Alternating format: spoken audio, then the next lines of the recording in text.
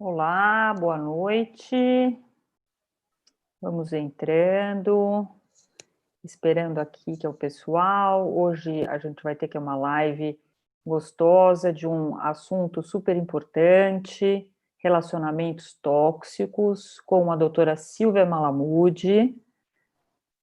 Eu só vou dar mais uns 2 minutinhos, né, para que todo mundo possa entrar, se acertar. É um assunto super atual, intrigante, com muitas dúvidas e muito a ser esclarecido, né?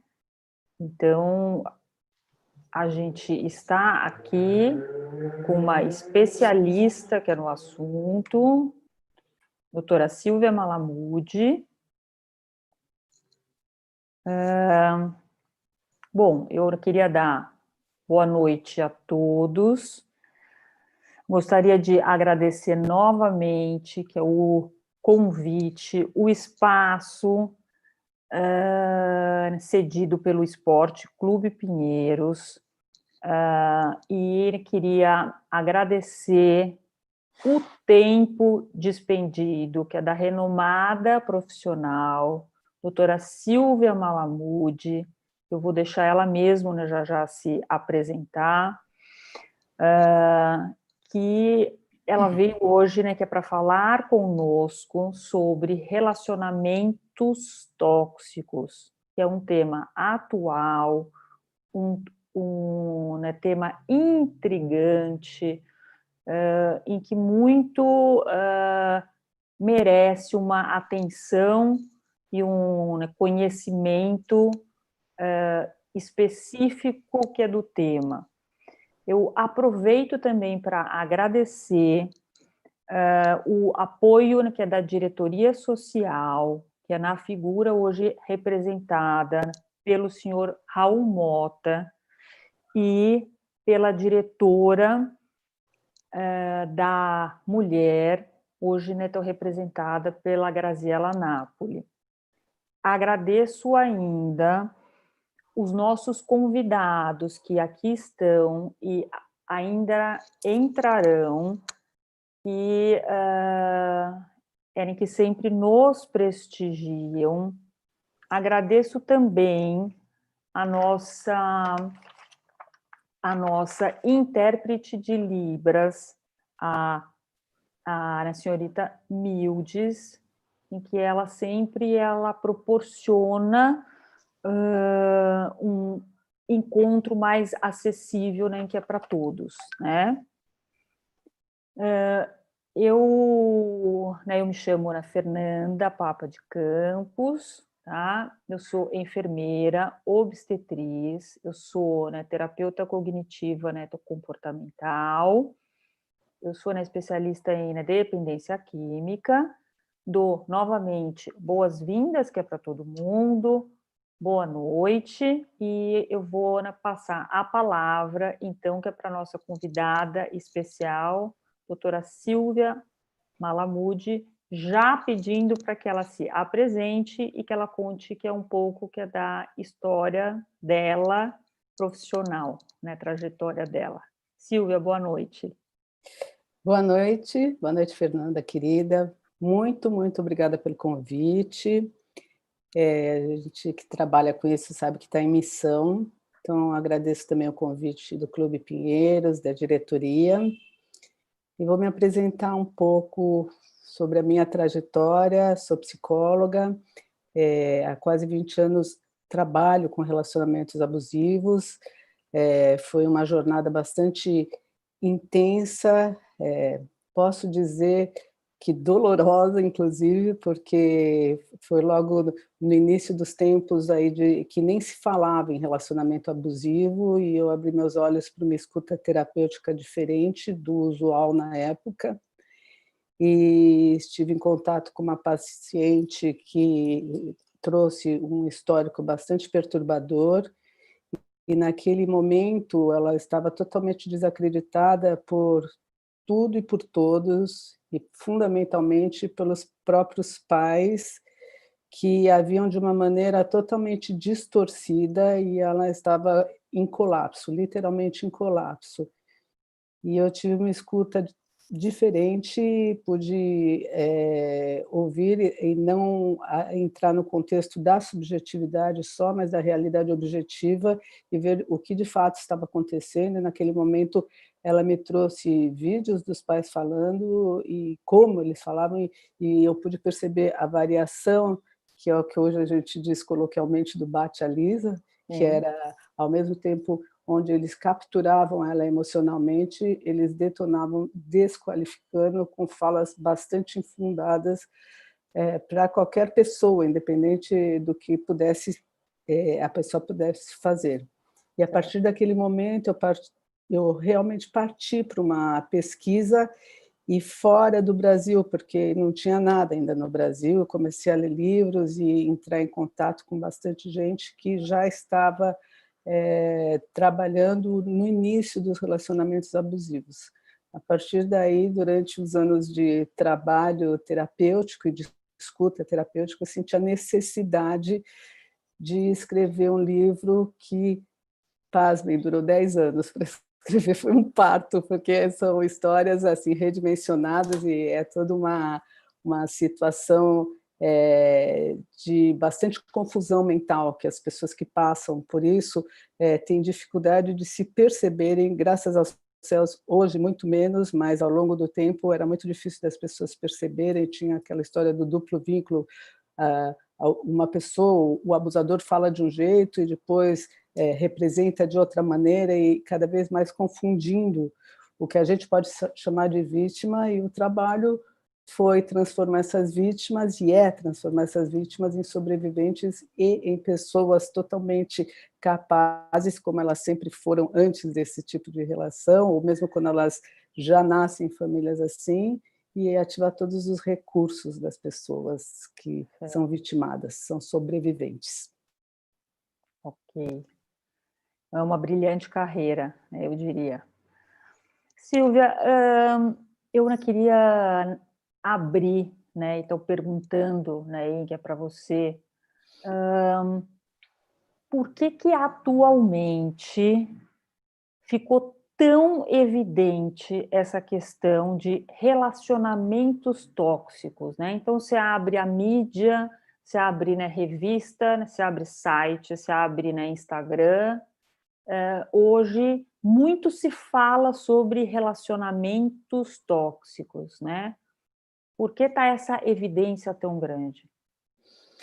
Então, a percepção é que o narcisismo, né, a cultura do eu, a cultura do self, né, desde o final do século passado, agora no século XXI, essa busca do sensacional que as pessoas têm, essa competitividade atroz, né, ela culminou na patologia narcísica. E a patologia narcísica é o culto ao eu de modo egoístico, onde o outro não existe, onde existe apenas uma escalada para o sucesso, onde os prazeres são mais importantes do que uma estruturação do mundo interno.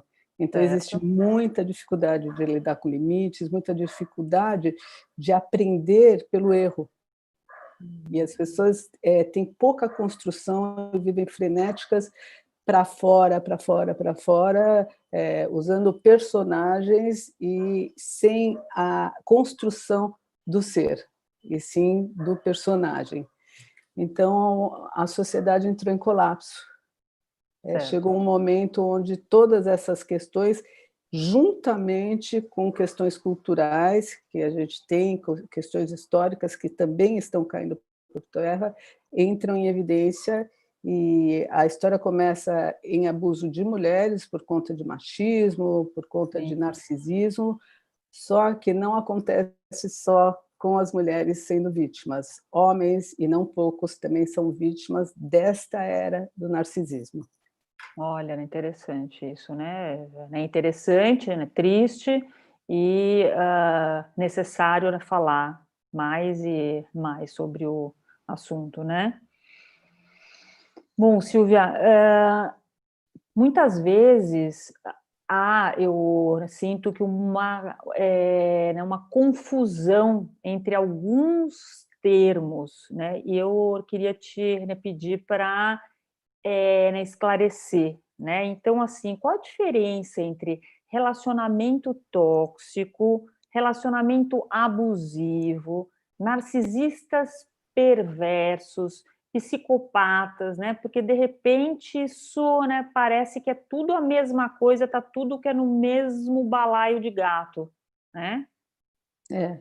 E quando se fala, super pertinente essa pergunta, porque quando se fala de relacionamento abusivo, as pessoas que se veem vítimas, ou mesmo as que estão num relacionamento abusivo e às vezes nem estão com um narcisista perverso, com um psicopata, falam assim, eu estou com um psicopata, você é um psicopata. E eu acho interessante e prudente saber o que é ok e o que é esse relacionamento tóxico, qual é a configuração do relacionamento tóxico. Sim. Muito bem. O relacionamento tóxico é quando a pessoa fica como se ela estivesse hipnotizada. Ela literalmente passa da fase onde o abusador faz aquele love bombing, né? Aquela sedução massiva, e ele seduz de diversas maneiras, depende do tipo de vítima. Então, ele tem um olhar bastante atento e ele vai seduzindo, e que é a primeira fase que todos usam.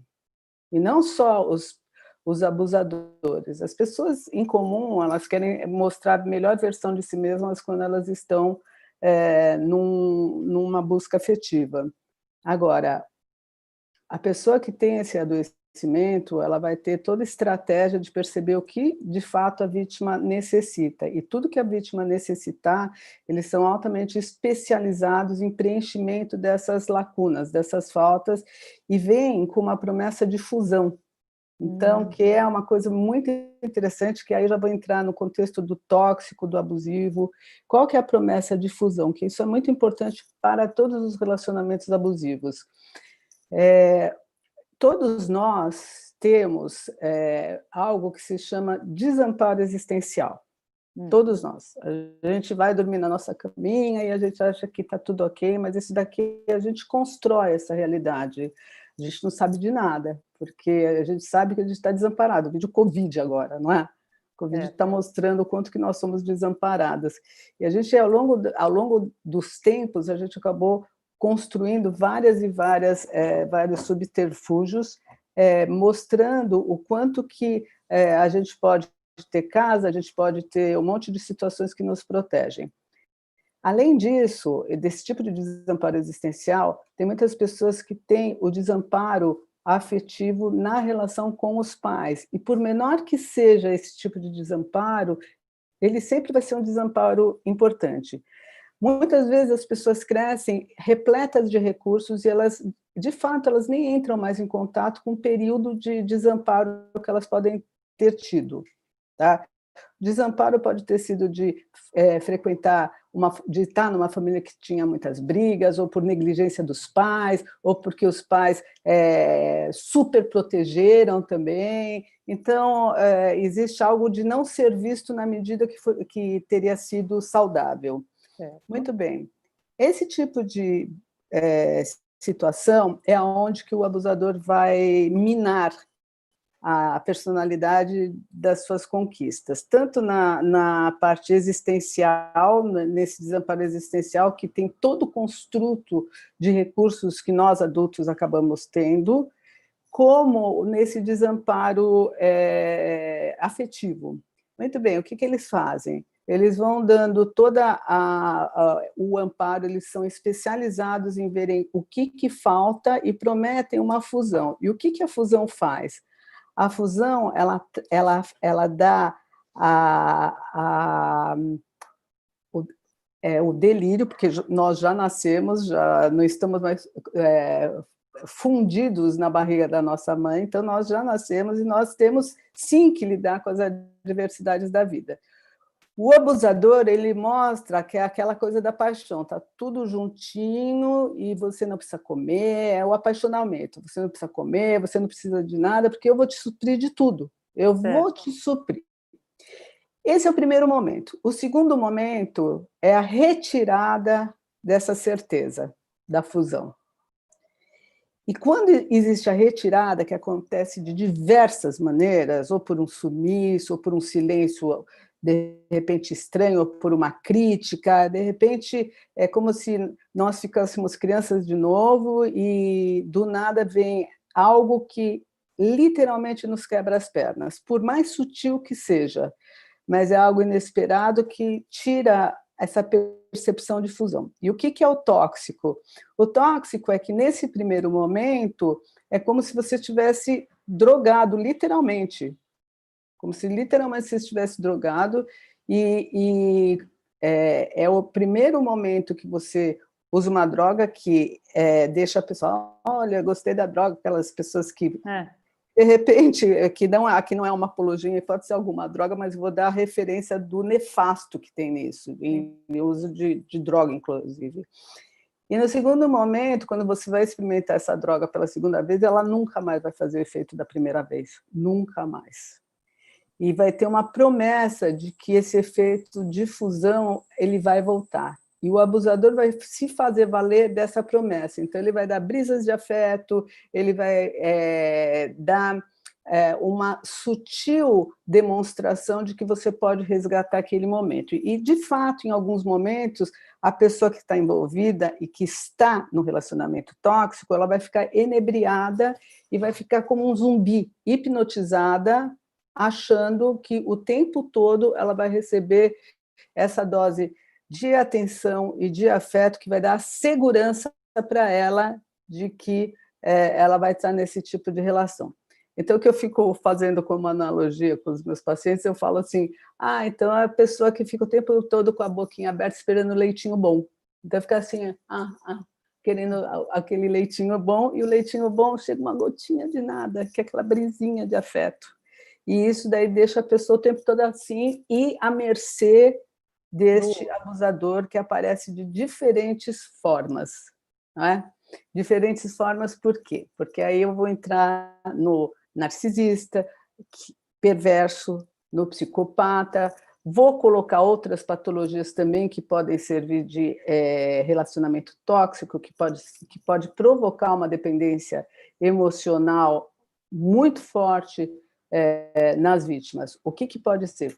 Podem ser pessoas que efetivamente não tenham essas patologias, só que elas eliciam no outro aqueles cuidados, que são as pessoas os borderlines.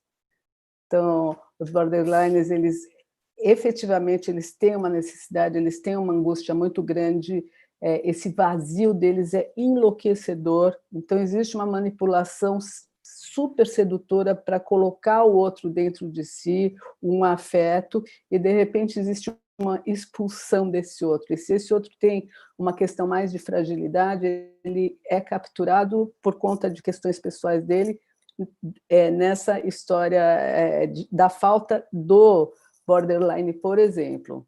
Tá?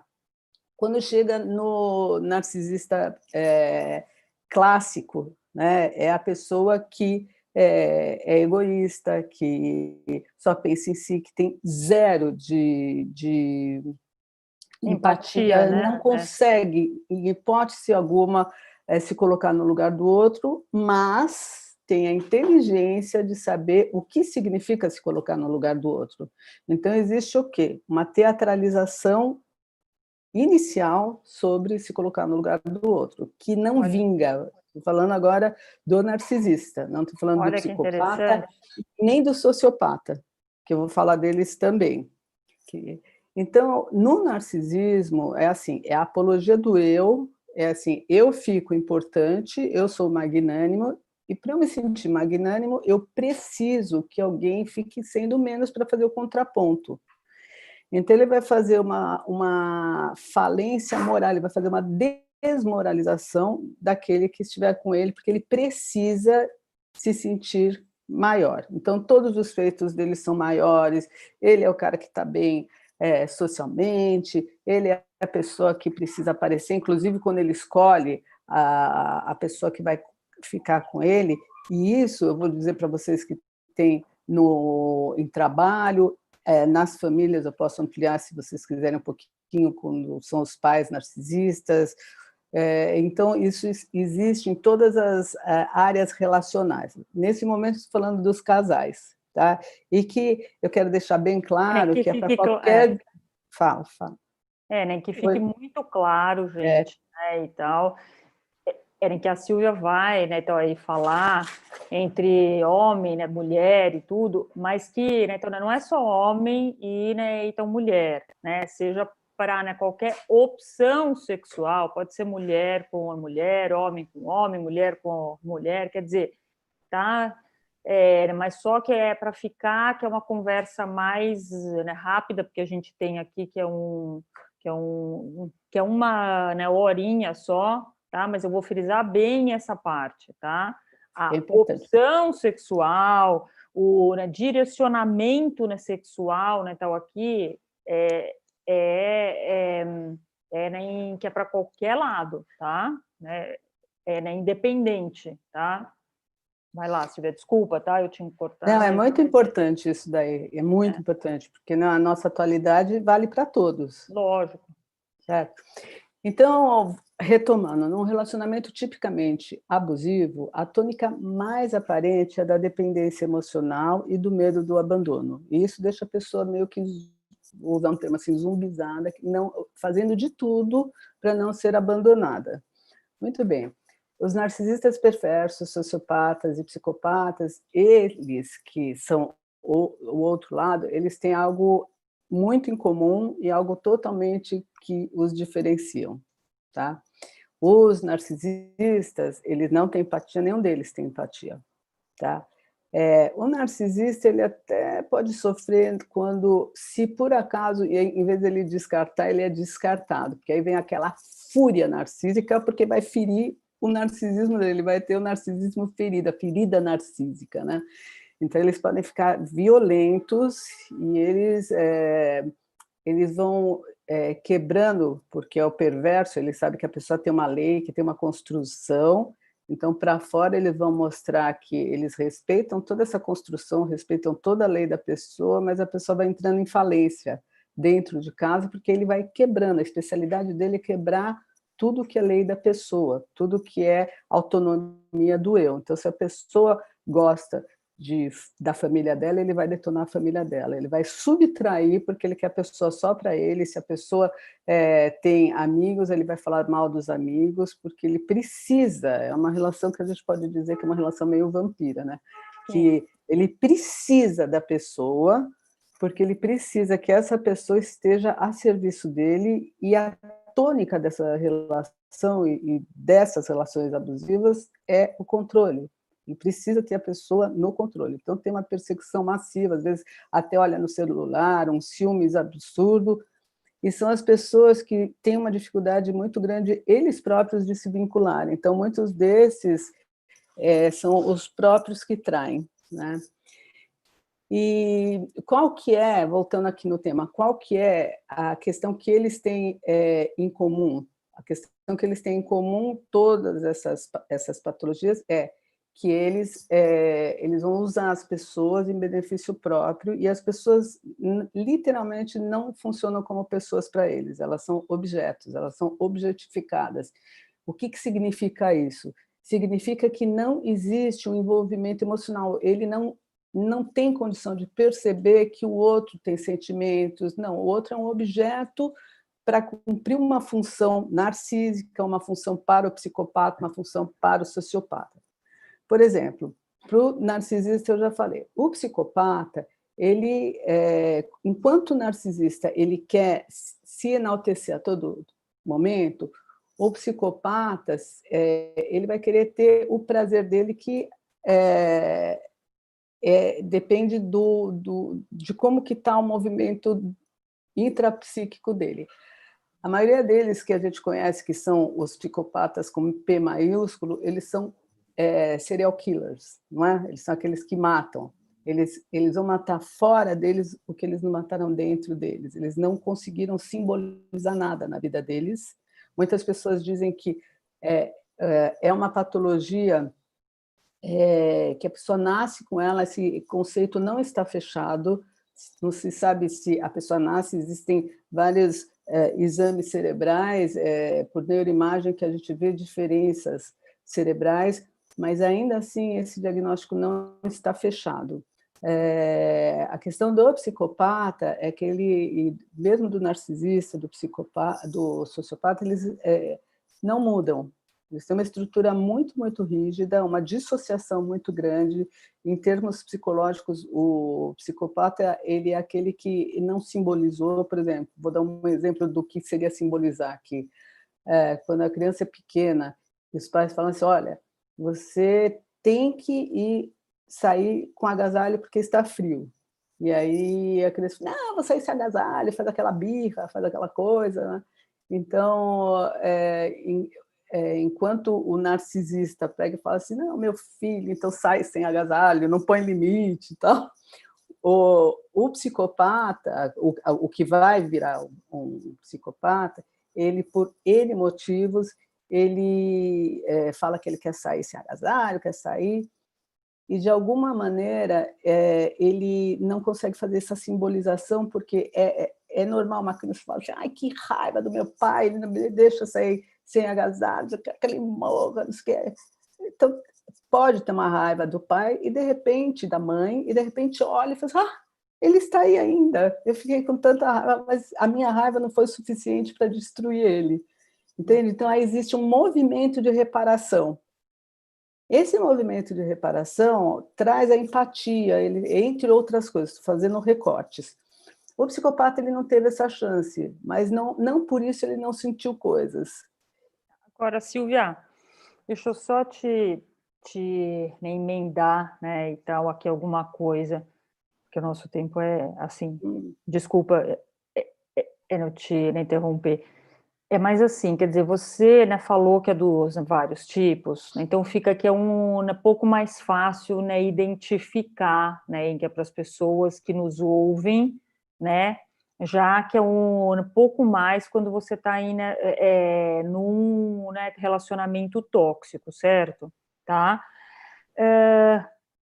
Mas assim, nem sempre é fácil quando você está dentro, vivendo, né? Porque ainda a gente vive aquela coisa, muitas vezes, de que assim, né, você precisa chegar às vias que é de fato, que é de apanhar, ou de uma coisa, né, em que é para você, nossa, puxa, eu estou, né, vivendo que não é um relacionamento abusivo, né, que seja, né? Eu queria, né, que você falasse como que alguém que esteja nos ouvindo ou que conheça, né, uma pessoa, né, e, enfim, que tenha aqui uma desconfiança ou, né, nem tenha, né, tenha aqui um desconforto, como que ela identifica que ela possa estar vivendo num relacionamento tóxico, seja conjugal, seja que é no trabalho dela, seja numa, né, tal relação de amizade, né, enfim. Tá. Eu vou falar, eu só vou fechar rapidinho, porque acho que eu me estendi demais. Psicopata não desiste da vítima. Nunca desiste. Tá? Então, o narcisista desiste. Tá, ele desiste. O psicopata pode usar a vítima como escalada social, como seja o que for, ou para pegar o dinheiro da vítima, pode fazer de tudo, mas ele não vai desistir. Dificilmente ele desiste.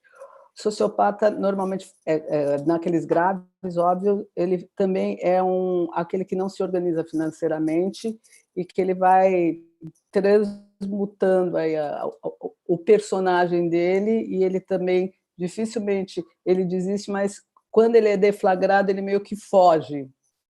E o narcisista, ele chega naquela uma certa hora, ele não desiste. Ele pode continuar, ele pode continuar a vida toda, se for de interesse, mas também pode fazer o descarte.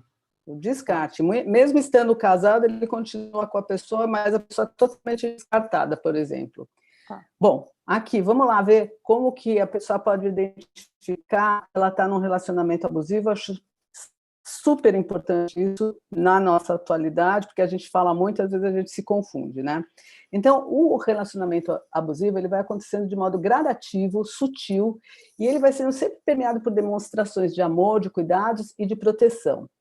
Mas, sempre nesse meio desse processo, se você está num relacionamento que você se vê assim, que o cara fala, eu quero te proteger, eu estou junto, tal, e perceber que sempre tem uma crítica, olha, ou suas roupas não são adequadas, ou a sua fala não está sendo adequada, ou você fala demais, ou você fala de menos, sempre tem uma crítica, algo não está bom. Então, quando você está relaxando, você está achando que você pode ficar em paz, tem uma crítica, tem algo que não agrada, tem uma alteração constante de humor, tem um medo, a pessoa se sente o tempo todo pisando em ovos, uma insatisfação crônica do abusador. Isso acontece com os pais em família, isso acontece com as mães, com as filhas, existe uma crítica velada e depois, com o tempo, uma crítica totalmente aberta, e o clima sempre vai ficando, será, eu preciso pisar em ovos porque eu não sei se ele vai vir de mau humor, de bom humor, ou de uma hora para outra ele vai ficar de mau humor, ele vai estourar com uma fala simples que não precisa ser nada de muito assim, ele vai criar um caso, né? Então, um dia ele fica muito atencioso, quer dizer, é uma situação totalmente irromântico, e no outro dia demonstra total desinteresse, pode sumir, pode ficar dias fazendo gelo. Tem gente que, eu não sei o que eu fiz, que ele me dá gelo, ele não quer nem falar comigo, e quando vai falar, e fica se humilhando para querer saber o que foi, e ainda recebe aquela gota de misericórdia que fala, você deve saber o que é, nem vou te falar o que é. E deixa a pessoa arrasada. A pessoa que vive no relacionamento abusivo, ela precisa se perguntar se ela se sente isolada da vida anterior que ela tinha, dos amigos, da família, se ela se sente toda vez, ele fala mas eu não te proíbo de sair, se você, mas mesmo assim, se a pessoa sai, se ela se sente mal, se ela sente que ela vai se isolando para não criar clima, se ela não fica à vontade quando ela tem uma vida independente, porque o clima e aquela mensagem indireta, ela fica no ar, né? Olha que interessante. E isso é muito forte. E se constantemente a pessoa fica refém pelo medo do abandono, porque se ele está de mau humor, se ele está com essa alteração de humor, é porque existe aquele medo de abandono que eu falei logo no início, ele fica na máxima potência e muitas vezes com aquele império ditatorial sutil, silencioso e, no final das contas, a gente pode dizer que sádico, não é?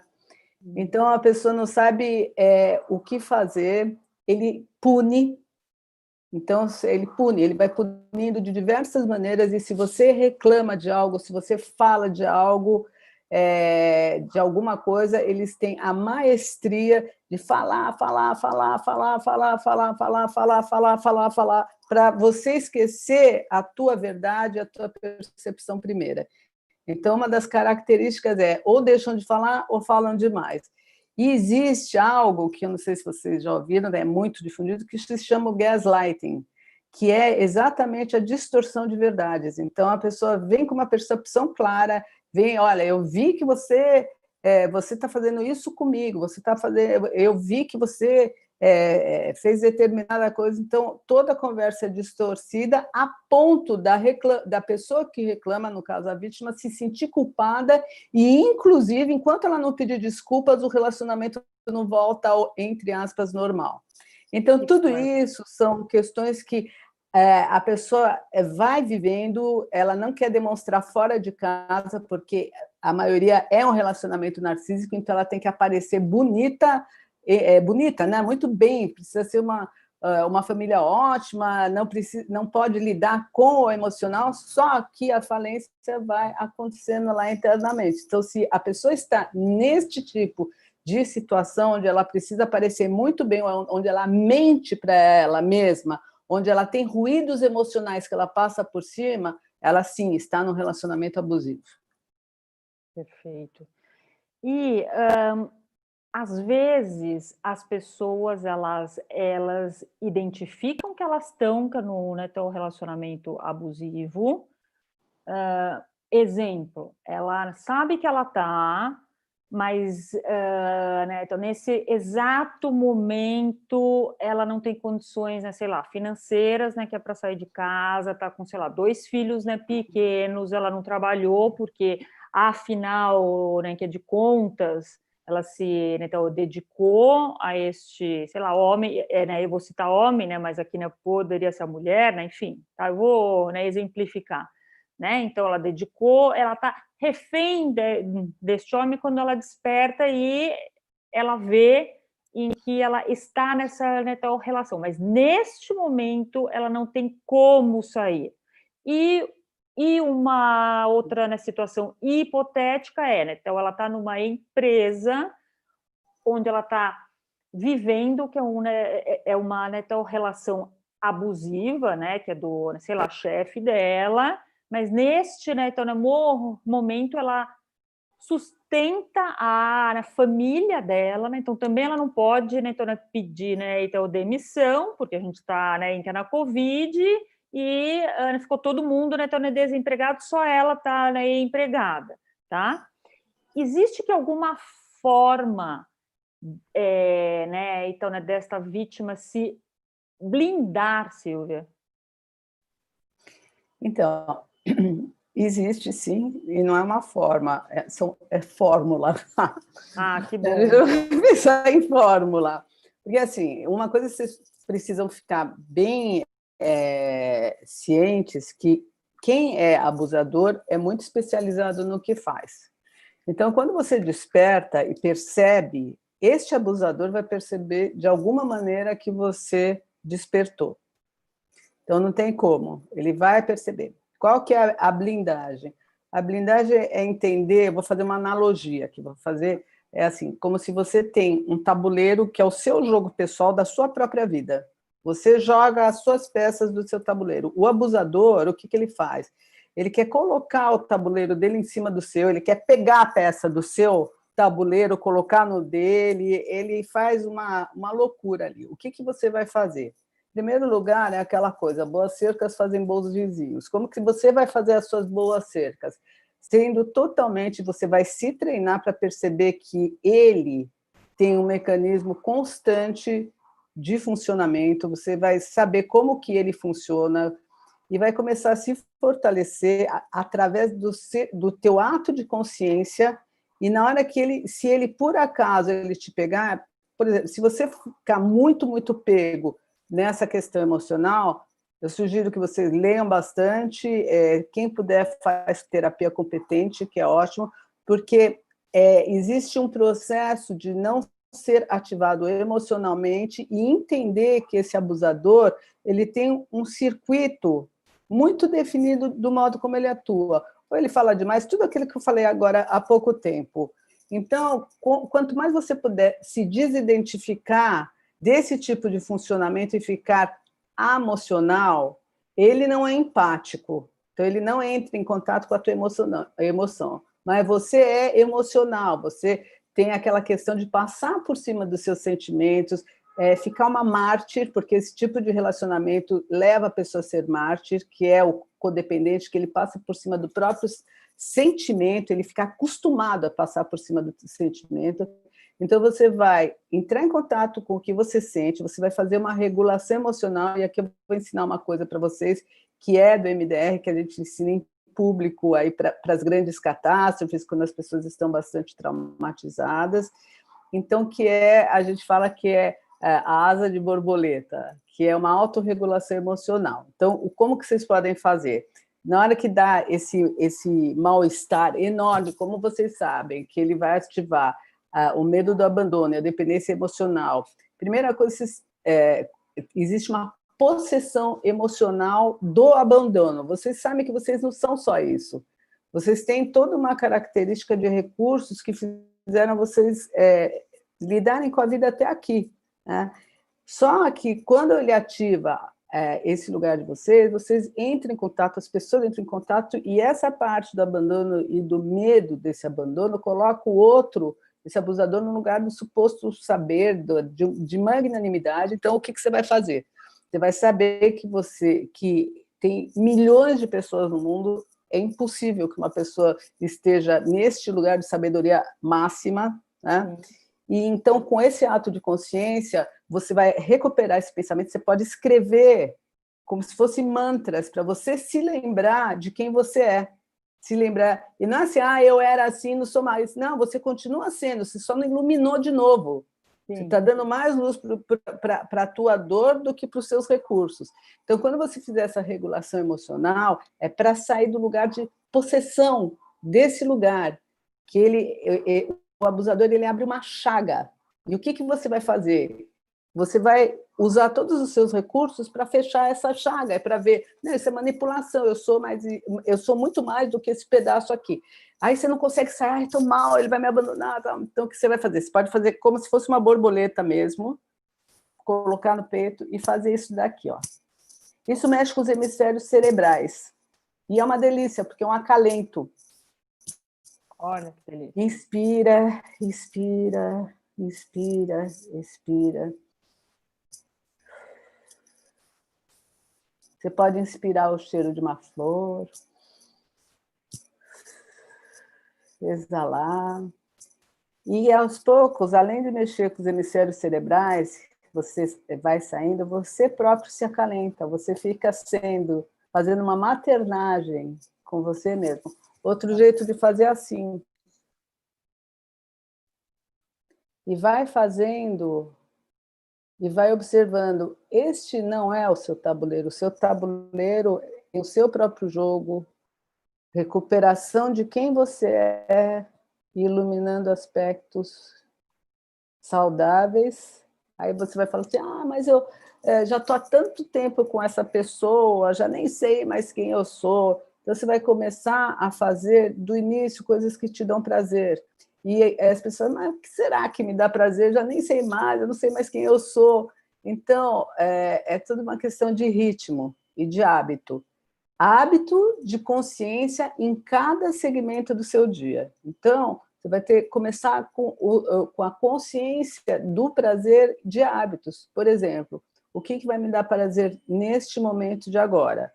Eu vou ter uma consciência desse segmento e eu vou pegar, vocês podem achar que é pouco, mas não é, porque é ato de consciência. Vocês estão ativando, eu trabalho com rede neurológica, então vocês estão ativando uma rede neurológica, fortalecendo uma rede neurológica de resposta sobre prazer. Então eu vou beber água, vai me dar prazer, eu vou estar consciente desse prazer. Olha. Tá? Prazer. Que mais que me dá prazer? Me dá prazer... me lembrava que eu gostava de andar bastante. Então eu vou começar a ativar áreas de prazer, e se pegar em você alguma questão dessa emocional, e você não pode fazer terapia, não pode se fortalecer, você faz ininterruptamente, porque isso é neurológico.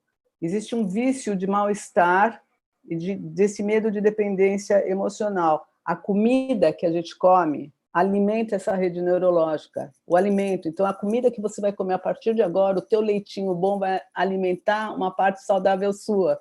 Isso é um ato deliberado. E vou falar uma coisa para vocês. Funciona. É isso, Silvia, gente.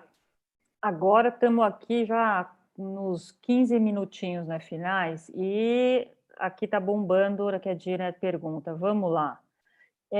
Eu não vou identificar nomes nas perguntas, tá? Então, vamos lá.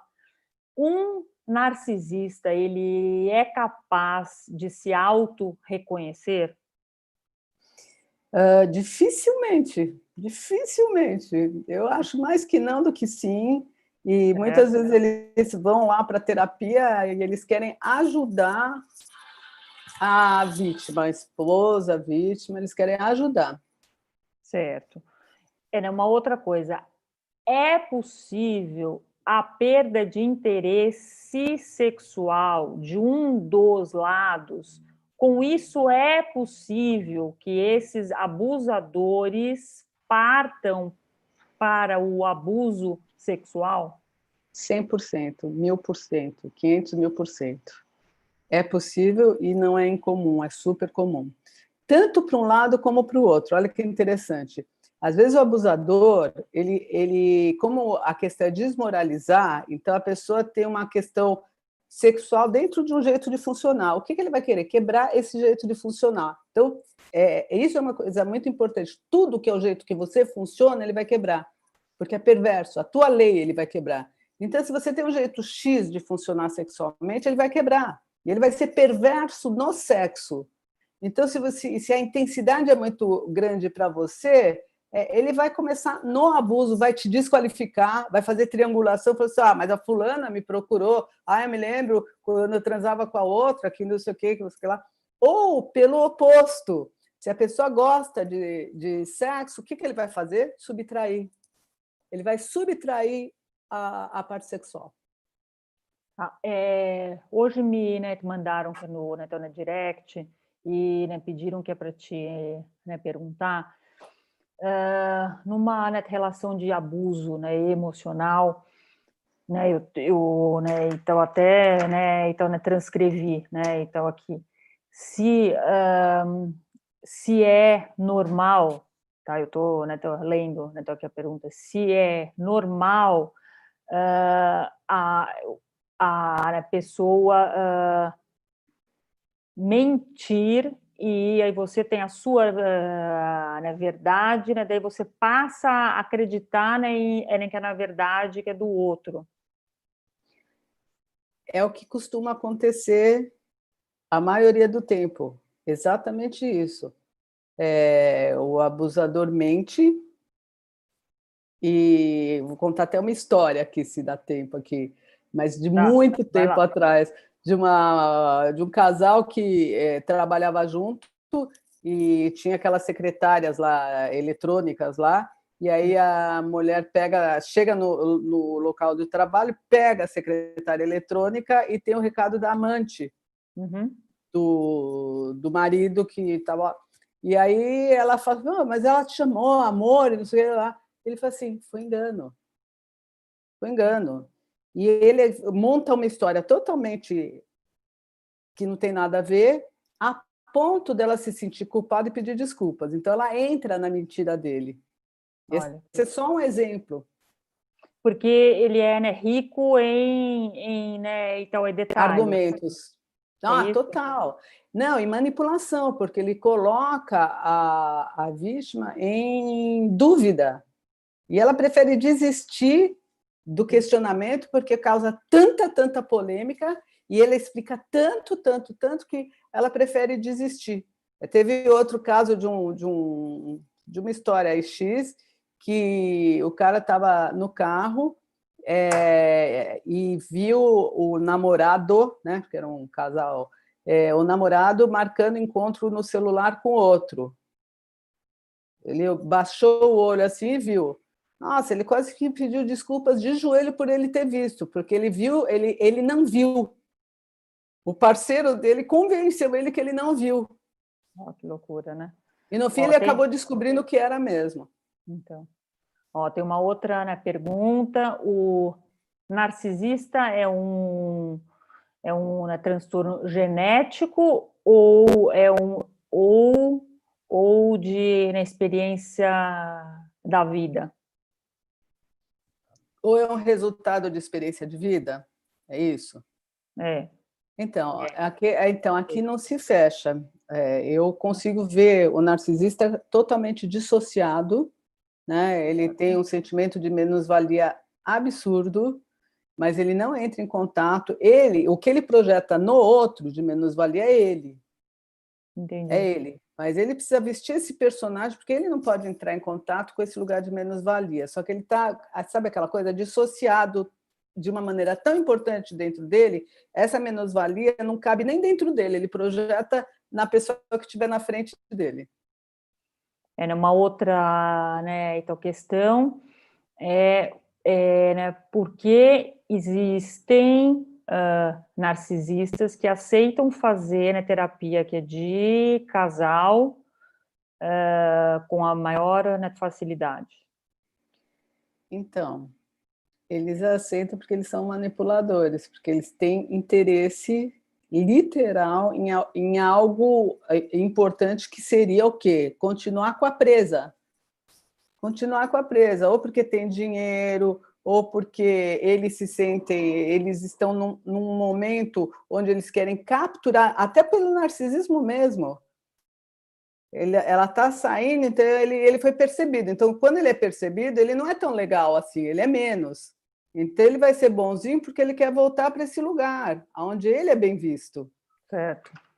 E, né, Silvia, como a gente está chegando aqui, que é no finalzinho, eu né, queria muito, né, que você, né, pudesse dizer aqui, né, que é para as pessoas, né, porque tem tanta gente aqui, eu, né, queria, né, que você, né, falasse como que as pessoas identificam, ou, melhor, como elas ajudam alguém, porque muitas vezes a gente vê que uma amiga, uma filha, que um filho, que um ente querido, que alguém está num relacionamento tóxico ou abusivo, tá? Mas a pessoa não enxerga. Como que a gente pode ajudar esta pessoa, né, em que a gente gosta tanto, a sair deste relacionamento tóxico?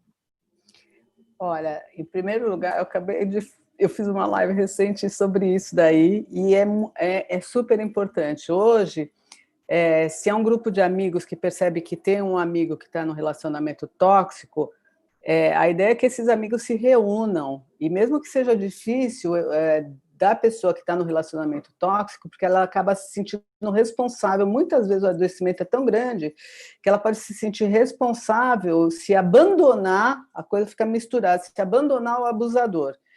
Então, a minha sugestão, e por mais que ela esteja detonada, é que esses amigos não desistam, mostrem artigos, falem, mas não desistam desse amigo, não desistam. E eu falo mesmo para esses pais e para essas mães, porque se eles desistirem, olha a tramóia que acontece. Se eles desistirem, se eles abaixarem a cabeça, tem gente que diz, eu não vou fazer nada, eu vou perder meus filhos. Eles vão ser os abusados, de uma certa forma, porque olha isso, os filhos, eles estão com medo de abandono. Quando os pais têm medo de falar com os filhos, eles ficam com medo de abandono e os filhos ficam usando contraponto com esses pais. Então, se os pais tiverem medo de abandono desse filho, eles não podem desistir, não vou fazer, não vou melindrar. Eu acho que a minha percepção é essa e é o que eu tenho falado. Tem que falar, mostrar artigos e falar de uma maneira, de todas as maneiras possíveis e imagináveis. Então, não desistir, ou dar livro, ou marca horário em terapia, convida os amigos, mas não desista, porque senão a pessoa que desiste vai mostrar que está indiferente ou com medo de abandono. E a pessoa que está sendo abusada, ela está precisando de mais. E os abusos, eles não são brincadeiras, eles realmente podem levar à morte, mesmo aqueles que não são físicos, porque a pessoa pode entrar num colapso físico e emocional gravíssimo, muito grave. Então, não é brincadeira, não é uma coisa assim, a pessoa vai perceber, um dia percebe, não desista. E existe alguma forma, que é dos amigos, ou pai, ou mãe também, agirem quando elas veem alguém, né, que elas gostam, mas que é o abusador, né? Então elas têm como intervir, tem como fazer, né? Porque a gente já falou da vítima. Mas e se eu descobrir que um filho é abusador, ou que uma amiga minha está fazendo, está numa relação abusiva que ela, né, sei ela lá, é abusadora. Isso, ela é, então abusadora. Tem algo, Então, né, que a gente possa fazer, deva fazer? Enquanto que existe um processo bastante empático, que precisa ser empático com esses filhos, com esses amigos que estão passando por essa situação, ter uma empatia para pegar o ponto, para tocar essas pessoas que são vítimas. No caso dos abusadores, eles precisam entender que tem lei. É bem diferente.